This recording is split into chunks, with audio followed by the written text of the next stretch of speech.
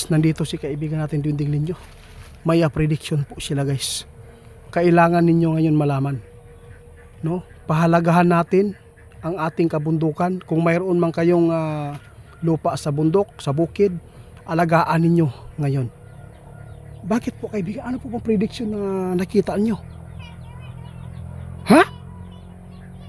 Ito ang nakikita nyo ngayon. Sa lahat po ng mga tao, alam po natin, napakaraming mga tao na hindi po nila alam na ang halaga. Kasi yung iba dito sa amin guys, yung mga lupa nila, binibinta lang po ng 100k, isang hektar, 100k lang. No? Mga timberland area, binibinta nila dahil po nakikita siguro nila ay wala talaga daw kwenta. Pero hindi nila alam. Ito po yung sinabi ng ating kaibigan na mangyari sa susunod. Kaibigan, bakit po?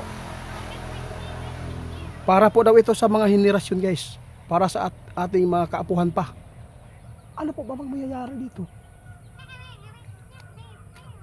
Prediction ng ating kaibigan ha.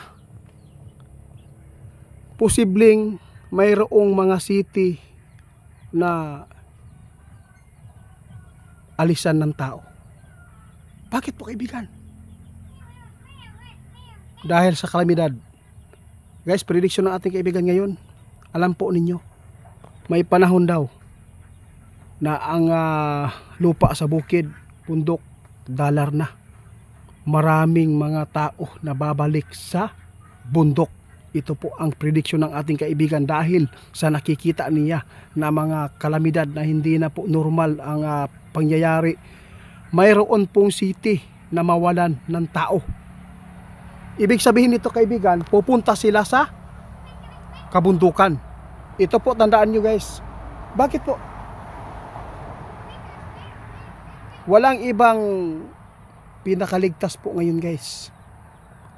Kung sakali man na magkagulo ang ating bansa at sa doon sa ibang bansa, sa China, ang mga tao sa city guys, pwede yan, no? Magbalik dito sa tumira dito sa bundok. Kaya kung mayroon man kayong mga lupa dyan sa bundok, kahit maliit man yan, huwag po natin ibinta, no? Kasi ang syudad guys, isa po talaga dito sa punteriya ng mga kalaban. Ang syudad guys, posibleng mawalan na ng tao para iwasan ang kalamidad at ang kaguluhan na mangyayari dito sa hinaharap. Ngayon, kung mayroon man kayong mga lupa, sinabi ng ating kaibigan, pahalagahan ninyo. Taniman natin kasi para po sa ating mga apo, mga anak, kaibigan, di ba? Grabe to prediction ng ating kaibigan. May city daw na maiiwan, no? Mawalan ng tao. Kaya pahalagahan natin daw ang bundok. Kasi ang mga tao guys, posibleng babalik yan sa bundok.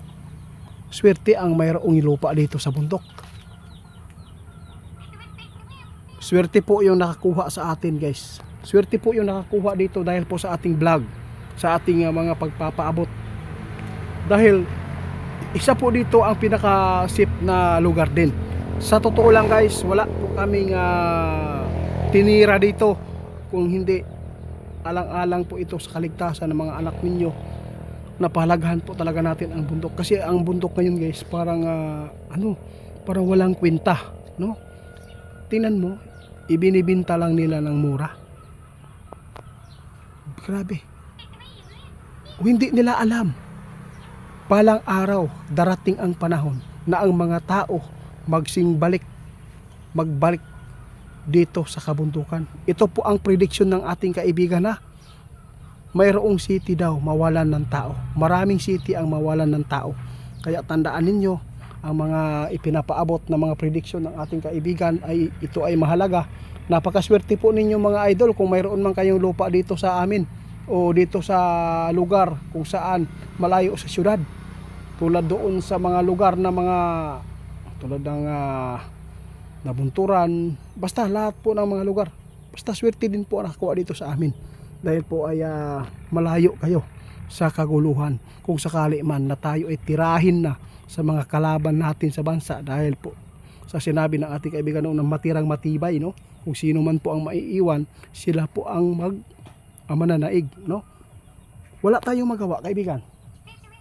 Kung ayaw po nilang magbigay ng pahalaga sa atin na ipinapaabot, kung trabaho nyo guys doon sa syudad, doon sa ibang bansa, kasi kung saan man kayo na asa mo dapita karon sa Pilipinas, ipakatao, kung saan man kayo ipinanganak, kadalasan po ibabalik talaga kayo sa panahon kung saan kayo, no? Hindi forever po ang tirahan natin sa syudad, hindi forever. Yun po ang sabi ng ating kaibigan. Prediction, no? Nakakatakot. May panahon daw na pahalagahan ang kabundukan. Maraming mga tao daw magsisisi nito guys, dahil po sa mga tao siguro nagbinta. Kaya salamat kaibigan ninyo sa mga prediction. Guys, hanggang dito na lang guys. Ito lang tandaan niyo, kung mayroon kayong mga lupa dyan sa bundok, malayo sa dagat, malayo sa syudad, malayo sa malaking city, swerte ninyo.